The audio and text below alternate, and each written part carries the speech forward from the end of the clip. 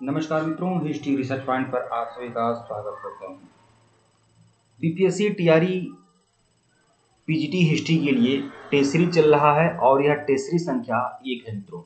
बहुत ही बढ़िया बेहतरीन टेस्ट सीरीज आप लोग को मिलेगा। मैं आप लोगों की जानकारी लिए बता दूं, बीपीएससी टीआरई 1.0, 2.0 और 3.0 में अपनी सफलता का प्रश्न लहराते हुए बीपीएससी टीआरई 4.0 में पीजीटी इतिहास की कंप्लीट तैयारी आप लोग हमारे चैनल पे कर सकते हैं। हिस्ट्री रिसर्च पॉइंट का टेलीग्राम का लिंक डिस्क्रिप्शन में है, टेलीग्राम को बिल्कुल ज्वाइन कर लीजिएगा। हिस्ट्री रिसर्च पॉइंट का एप्लीकेशन बना हुआ है, उसका भी लिंक डिस्क्रिप्शन में है। आप लोग उस एप्लीकेशन को भी बिल्कुल आप ज्वाइन करें, ठीक है। वहां आप बहुत complete notes, test series material सब कुछ आप लोग पा सकते हैं। तो हिस्ट्री रिसर्च पॉइंट के एप्लीकेशन को बिल्कुल ज्वाइन कर लीजिएगा, उसको डाउनलोड कर लीजिएगा, लिंक डिस्क्रिप्शन में दिया गया है। या फिर प्ले स्टोर पर भी आप हिस्ट्री रिसर्च पॉइंट टाइप करेंगे, वहां से एप्लीकेशन को ज्वाइन कर सकते हैं। 8318397276 हमारा ऑफिशियल व्हाट्सएप नंबर है मित्रों।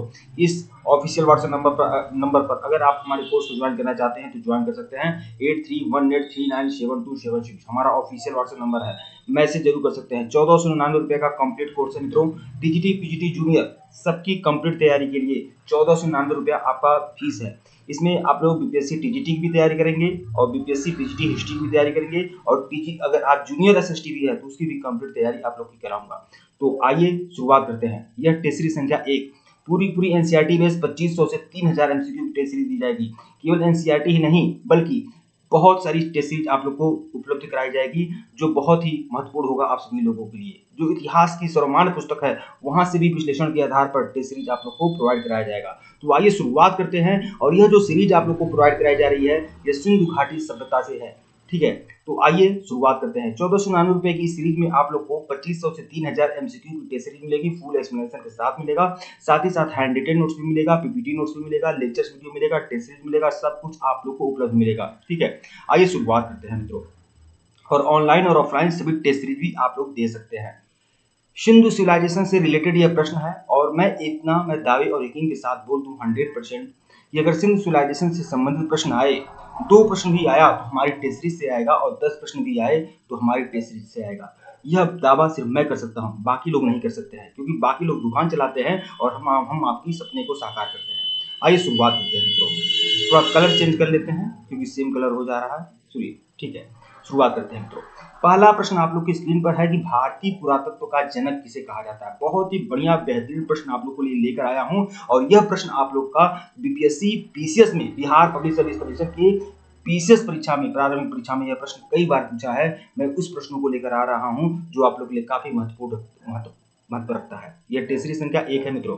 भारतीय पुरातत्व का जनक किसे कहा जाता है। भारतीय पुरातत्व का जनक जो कहा जाता है वो अलेक्जेंडर कनिंघम को कहा जाता है। 1861 में भारतीय पुरातत्व विभाग की स्थापना इन्होंने की थी। यह पहले जियोलॉजिकल सर्वे ऑफ इंडिया के अध्यक्ष थे, अलेक्जेंडर कनिंघम, ठीक है। अगला प्रश्न देखिएगा मित्रों। पुरातत्व स्थल संघोल स्थित है। पुरातत्व स्थल जो संघोल है कहाँ है भैया? पंजाब में है, हरियाणा में है, राजस्थान में है या उत्तर प्रदेश में है? मैं साफ साफ यकीनी तौर पे बता दूं कि पुरातत्व स्थल जो संघोल है ना, यह पंजाब में है। पंजाब में है ये विकल्प, ये जो है आपका सही है। प्रश्न संख्या 3 देखिएगा। सिंधु सभ्यता का व्यापार होता था। सिंधु सभ्यता का जो व्यापार होता था ईरान से भी होता था भैया। यहाँ से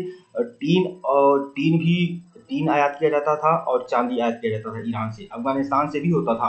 रोम से, देखिए रोम से तो नहीं होता था, रोम से तो नहीं होता था, लेकिन राजस्थान से होता था। टीन और चांदी राजस्थान से भी आयात किया जाता था।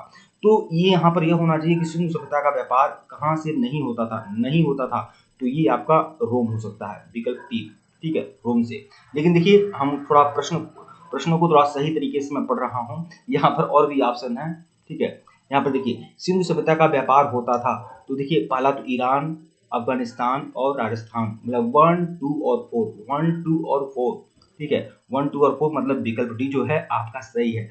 मैंने प्रश्न पढ़ने में जल्दबाजी कर दी थी। देखिए बहुत कम समय में गागर में सागर भरने का कार्य अगर कोई करता है तो हिस्ट्री रिसर्च पॉइंट करता है।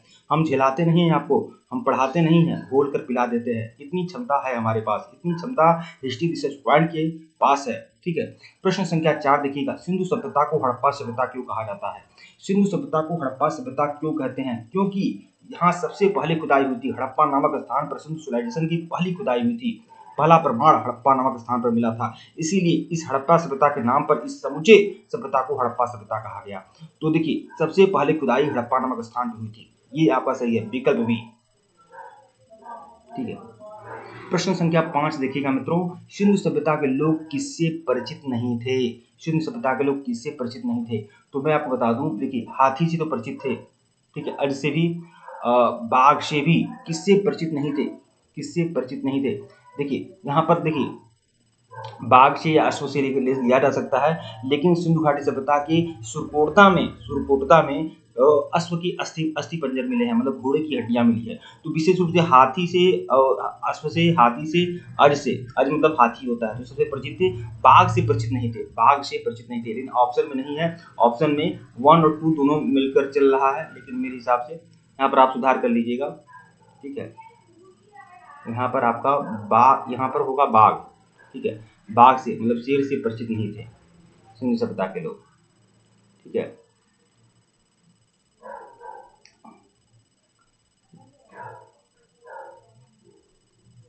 प्रश्न संख्या 6 देखिएगा मित्रों, सिंधु मुद्राओं का सर्वाधिक प्रचलित अभिप्राय निम्नलिखित में से कौन है? सिंधु मुद्राओं का सर्वाधिक प्रचलित अभिप्राय निम्नलिखित में से कौन है? तो सिंधु सभ्यता की जो मुद्राएं हैं उस पर सबसे ज्यादा अंकन किसका मिला है? तो वृषभ का, मतलब बैल का अंकन सबसे ज्यादा मिला है। विकल्प ए जो है वह आपका सही है, बैल का अंकन। यहाँ पर देखिए, सिंधु सभ्यता की मुद्राओं में सर्वाधिक प्रचलित अभिप्राय निम्नलिखित में से कौन से मिला है? तो एक श्रृंगी पशु का, एक ऐसा पशु मिला है जिसकी एक ही सिंह है, तो इसका ही अंकन सबसे ज्यादा बार मिला है। तो विकल्प डी है आपका जो है वह सही है, एक श्रृंगी पशु का, ठीक है। क्षमा करिएगा, थोड़ा सा जल्दीबाजी में बोल दिए। एक श्रृंगी पशु का सबसे ज्यादा अंकन है सिंधु घाटी सभ्यता में। प्रश्न संख्या 7 देखिएगा, किस पशु के अवशेष सिंधु घाटी सभ्यता से प्राप्त नहीं हुए हैं? तो देखिए घोड़ा का, देखिए सबसे किताबों में देखा जाए तो वहां पर हमेशा हर जगह लिखा है कि घोड़ा के अवशेष सिंधु घाटी सभ्यता में नहीं मिले हैं, ठीक है। तो ये ऐसी बात तो नहीं है, सुरकोटता में घोड़ा के अवशेष मिले ही हैं। घोड़ा का मिला है, गाय का भी मिला है, हाथी का मिला है। कुछ लोग कहते हैं गाय नहीं थी सिंधु घाटी सभ्यता में। भैया गाय नहीं थी तो बैल कहाँ से आ गया? गजब बात करते हो यार, थोड़ी बहुत पढ़ लिया करना चाहिए लोगों को, ठीक है। क्योंकि बहुत सारे यूट्यूबर, बहुत सारे ऐसे लोग जो यूट्यूब की दुनिया में पढ़ाते हैं, वह ऐसी बातें करते हैं, ठीक है, कि गाय तो नहीं थी लेकिन बैल था, तो ऐसा कैसे हो सकता है? किस पशु के अवशेष सिंधु घाटी सभ्यता से परिचित नहीं थे? किस पशु के अवशेष सिंधु घाटी सभ्यता से प्राप्त नहीं हुए हैं? तो शेर के अवशेष प्राप्त नहीं हुए हैं। विकल्प बी जो है वह आपका सही है। प्रश्न संख्या 8 देखिएगा, सिंधु घाटी सभ्यता का कौन सा स्थान अब पाकिस्तान में है? तो हड़प्पा तो है पाकिस्तान में है, कालीबंगा, देखिए कालीबंगा राजस्थान में है, लोथल गुजरात में है, आलमगीरपुर जो है वह उत्तर प्रदेश में है। ये सभी सिंधु घाटी सभ्यता के स्थल है। लेकिन इस समय अगर पाकिस्तान में है तो हड़प्पा जो है पाकिस्तान के पंजाब प्रांत के साहिवाल जिला में है। पहले यह मांटगोमरी जिला में था, लेकिन अब यह साहिवाल जिला में है, ठीक है।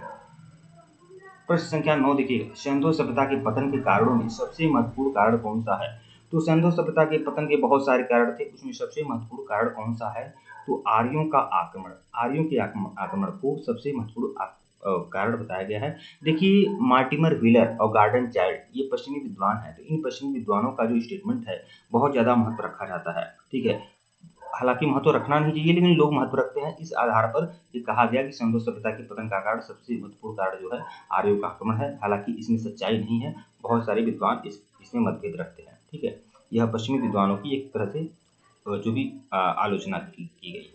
सिंधु सभ्यता के पतन के कारणों में सबसे महत्वपूर्ण कारण जो है आर्यों का आक्रमण माना जा सकता है। विकल्प ए जो है वह आपका सही है। प्रश्न संख्या 10 देखिएगा, सिंधु सभ्यता के मापक किस गुणन भार के थे? सिंधु सभ्यता के जो मापन थे वो किस गुणन भार के थे? तो 16 गुणज भार के थे, 16 गुणज भार के थे सिंधु सभ्यता के मापक। तो 10 गुणज भार के, 14 गुणज भार के, 16 गुणज भार के थे। विकल्प सी।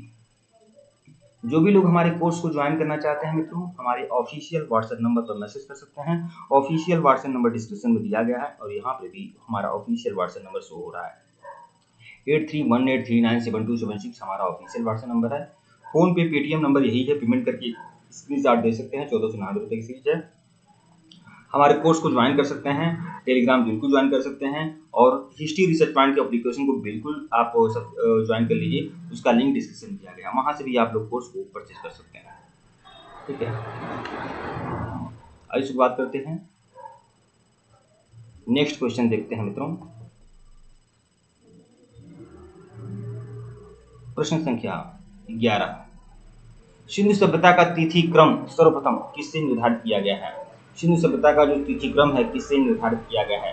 मेसोपोटामिया के अवशेषों के सापेक्ष कालक्रम से, मेसोपोटामिया के अवशेषों के सापेक्ष कालक्रम से शून्य सभ्यता की तिथि निर्धारित की गई है। विकल्प ए जो है वह आपका सही है।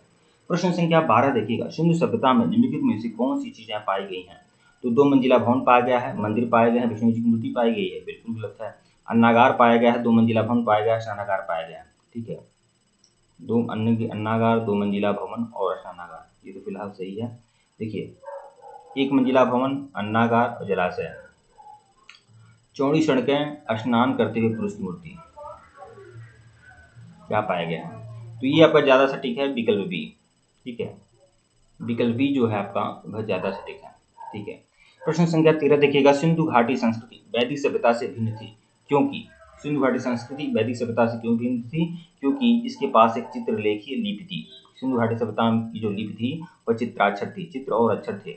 इसके पास विकसित शहरी जीवन की सुविधाएं थी, बिल्कुल सही है। इसके पास लोहे और रक्षा शस्त्रों के ज्ञान का भाव था, तो बिल्कुल सही है, क्योंकि सिंधु घाटी सभ्यता में लोहे और रक्षा शस्त्रों के ज्ञान का भाव तो बिल्कुल था। और यह जो लोहा और रक्षा शस्त्रों का ज्ञान यह वैदिक सभ्यता में आया।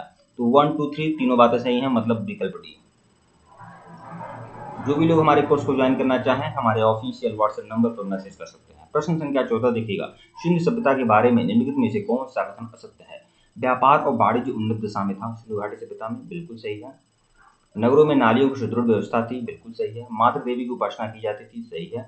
लोग लोहे से परिचित थे, तो ये तो सही नहीं है भैया। कौन सा कथन असत्य है? तो विकल्प डी। प्रश्न संख्या 15 देखिएगा, सिंधु घाटी की सभ्यता को जानने का मूल स्रोत है वहां पाई गई। देखिए, सिंधु घाटी की सभ्यता को जानने का मूल स्रोत है वहां पाई गई बर्तन, जेवर, हथियार और औजार, बिल्कुल ये बातें सही है।